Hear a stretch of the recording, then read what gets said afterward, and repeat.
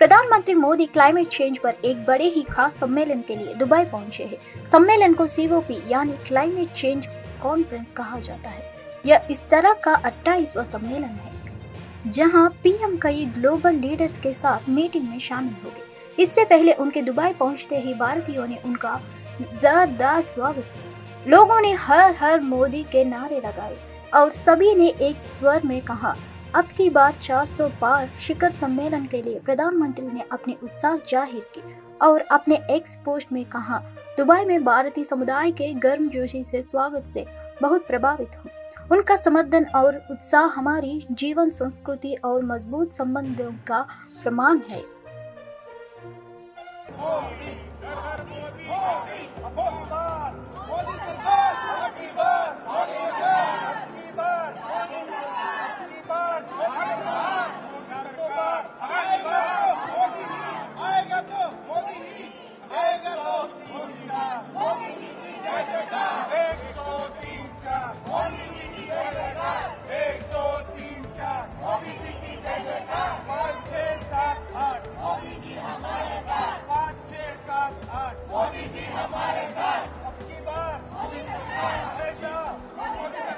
मोदी जी यहाँ पे आए और हम लोगों को उन्होंने आके बोला कि आप पूना से है क्या, क्योंकि हम लोग ये इतना पगड़ी वगैरह पहन के आए थे उनके वेलकम के लिए। तो ये स्पेशली हम सब लोग महाराष्ट्र से है। हम लोग सब यहाँ दुबई में 20 साल से रह रहे हैं और हमें बहुत अच्छा लगा कि मोदी जी आए। उन्होंने हम सबसे हाथ मिलाया और he is a global leader and हमें बहुत खुशी हुई उनसे मिलकर। हम बहुत खुश है कि मोदी जी ने आके हमसे हाथ भी मिलाया और उन्होंने हमको पहचाना पगड़ी की वजह से। तो we are very happy. Modi ji को देख करके ऐसा लगा अहो भाग्य धन्य हो गए। आज UAE में 20 साल से रह रहे हैं। आंध्र प्रदेश के विशाखापट्टनम के जलारीपेटा भीषण आग लग गई। इस आग में मछुआरों की लकड़ी के बॉक्स भी जलकर खाक हो गई। वहीं आग पर काबू पाने के लिए दमकल की गाड़ियां मौके पर पहुंच चुकी है। आग की लपट इतना भीषण है कि काफी दूर से उनको देखा जा सकता है। हालांकि वहां मौजूद लोगों ने आग को बुझाने की कोशिश की, लेकिन सफलता नहीं मिली।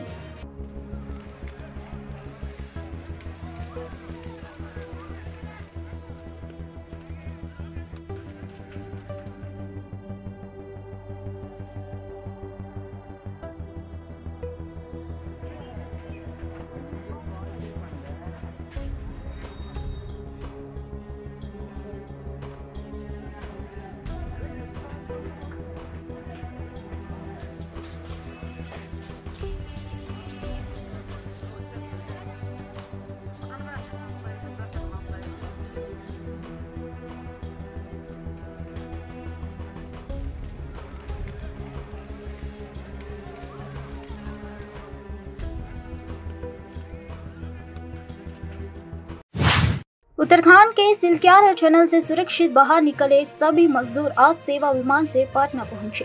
पाटना पहुंचने पर 5 मजदूरों को एयरपोर्ट पर भव्य स्वागत किया है। सुरंग से निकले गए राज्य के 5 श्रमिकों को भोजपुर के सबा अहमद सरन और सोनू कुमार शाह, रोहतास के सुनील कुमार, बांका के वीरेंद्र किशोर और मुजफ्फरपुर के दीपक कुमार शामिल है। ऋषिकेश में मौजूद इनके परिजन भी साथ में वापस लौटे। इन सभी श्रमिकों को उनके घर तक पहुंचाने के लिए अधिकारियों की प्रतिनियुक्त की गई है।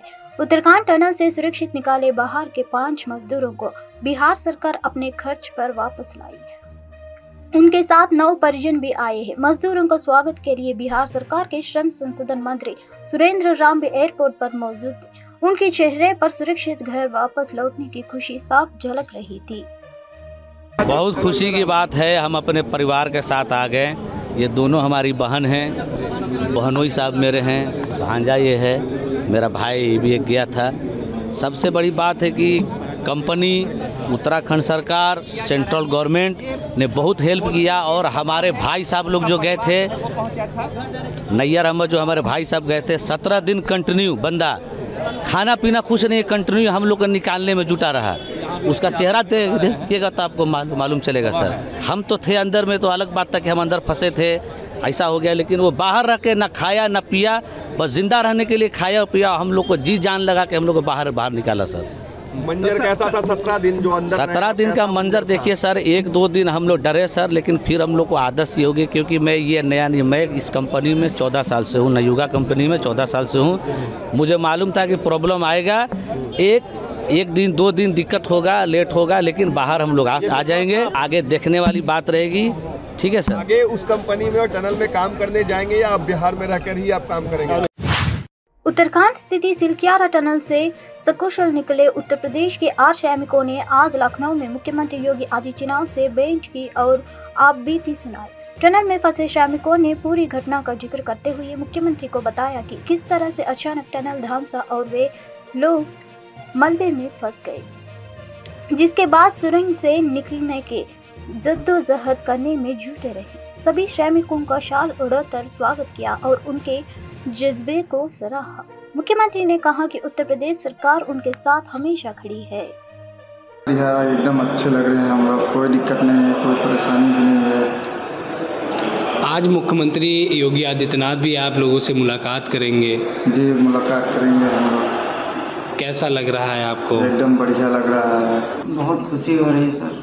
और हमारे धन्य भाई हैं जो हम मुख्यमंत्री जी से मिलेंगे। मैंने कभी सपने में भी नहीं सोचा था कि मुख्यमंत्री जी से मिलेंगे।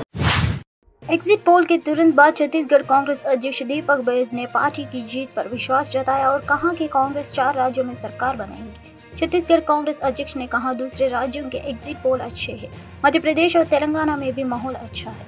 तेलंगाना में हमें करीब 80% सीटें मिली है। कांग्रेस 4 राज्यों में सरकार बनाएगी। एग्जिट पोल्स पर दीपक बैज कहा, सेमीफाइनल में कांग्रेस 4 राज्यों में सरकार बनाएगी, लोकसभा चुनाव में मिलेगा फायदा। बाकी राज्यों का एग्जिट पोल अच्छा है। मध्य प्रदेश में हम लोग देखे, वहाँ का माहौल भी मैं खुद 2 दिन मंदिर दर्शन गया था, फिर सभी लोग चर्चा हुई, कार्यकर्ताओं से चर्चा हुई, जनता से भी चर्चा हुई, वहाँ भी अच्छा माहौल है। तेलंगाना तो मैं पार्टी के आदेश पर स्वयं प्रचार करने गया था। तेलंगाना पे जबरदस्त माहौल है, वहाँ तो 80+ सीट आएगी तेलंगाना में।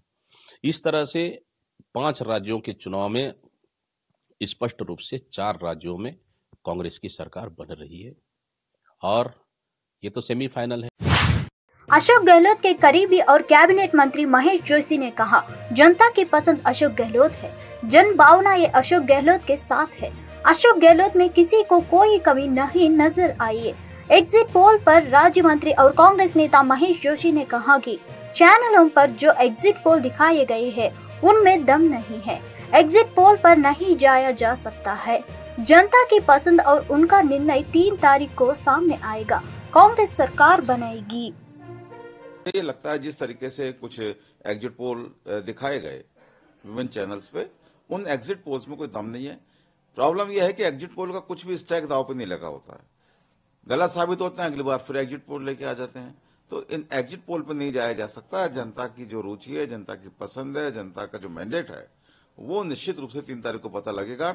और मैं दावे के साथ कह सकता हूँ कांग्रेस सरकार बनाएगी, स्पष्ट बहुमत के साथ में सरकार बनाएगी। मध्य प्रदेश में बीजेपी सरकार आ रही, अगर हम सारे प्रदेशों में, चाहे तेलंगाना हो, चाहे छत्तीसगढ़ हो, चाहे मध्य प्रदेश हो, चाहे राजस्थान हो, चाहे इन चारों जगह पर कांग्रेस सरकार बनाएगी और स्पष्ट बहुमत के साथ सरकार बनाएगी।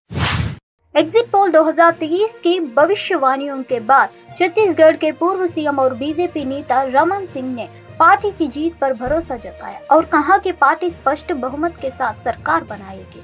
छत्तीसगढ़ के पूर्व सीएम रमन सिंह ने मीडिया से कहा, भाजपा सरकार बनाने के लिए मजबूत बहुमत हासिल करने की और अग्रसर है। 3 दिसंबर तक नतीजों से अनुमान है कि कांग्रेस 35 सीटों से नीचे गिर जाएगी, यहां तक कि 40 सीटों के अखंडे तक पहुंचने में भी असफल रहेगी। नतीजे का विश्लेषण करने के बाद छत्तीसगढ़ के संदर्भ में एक बात स्पष्ट है कि कांग्रेस और कांग्रेस की वर्तमान स्थिति में जो गिरावट आई है, 69 सीट से गिरते गिरते 3-4 एग्जिट पोल ने उनको 40 और 42 तक मिनिमम दिखाया है। इसका मतलब ये है कि जो कांग्रेस और कांग्रेस के वोटों के प्रतिशत में जबरदस्त गिरावट आई है और वो आखिरी 40 और 42 तक जाकर रुक रहा है। दूसरी तरफ तुलनात्मक यदि अध्ययन करें, भारतीय जनता पार्टी की सीट 15 से बढ़ के 48 और 46 तक दिखाया जा रहा है। इसका मतलब है कि भारतीय जनता पार्टी के ग्राफ। उड़ीसा के क्योंझर जिले में NH-20 पर हुए एक दर्दनाक सड़क हादसे में 8 लोगों की मौत हो गई है, जबकि 7 लोगों की हालत गंभीर रूप से घायल हो गई। ये दुर्घटना उस वक्त हुई जब यात्रियों से भरी एक वैन ने खड़े ट्रक में टक्कर मारी। सभी मृतक गंजम के दिगपहाड़ी के रहने वाले थे। हादसा उस वक्त हुआ जब पोदामारी गांव से 20 लोग वैन में सवार होकर जिले के माता रानी मंदिर जा रहे थे। इसमें से 7 लोगों की मौके पर ही मौत हो गई है, जबकि एक अन्य ने गटगांव अस्पताल में इलाज के दौरान दम तोड़ दिया। शुरुआत में घायलों को गटगांव अस्पताल ले जाया गया, लेकिन बाद में कटक के SCB मेडिकल कॉलेज में रेफर कर दिया गया है। ये दुर्घटना इतनी भयंकर थी कि वैन के परखच्चे उड़ गए हैं।